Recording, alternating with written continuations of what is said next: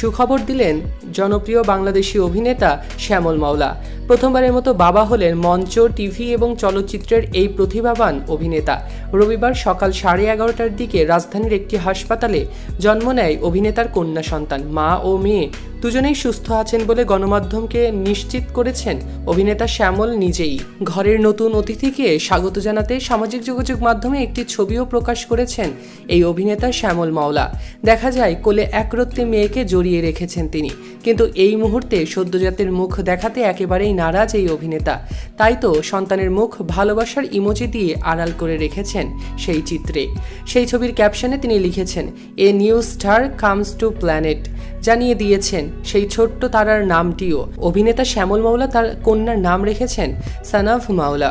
2020 সালের 10 অক্টোবর অভিনেত্রী এবং ফ্যাশন ডিজাইনার মাহা সিকদারের সঙ্গে বিবাহ বন্ধনে আবদ্ধ হন অভিনেতা শ্যামল মাওলা। এরপর সেই সংসারে এলো নতুন আলোর ঝলক। উল্লেখ্য, ক্যাশ, সদরঘাটের টাইগার, মানিহানি, মাইনকার চিপাই এবং মহানগর সিরিজে অভিনয় করে ব্যাপক প্রশংসা কুড়িয়েছিলেন অভিনেতা শ্যামল মাওলা। তাকে নতুন এই অতিথির জন্য রইল অনেক অনেক শুভেচ্ছা এবং ভালোবাসা। সৈকত আহমেদ নূর, সেলিব্রিটি লাইফলাইন।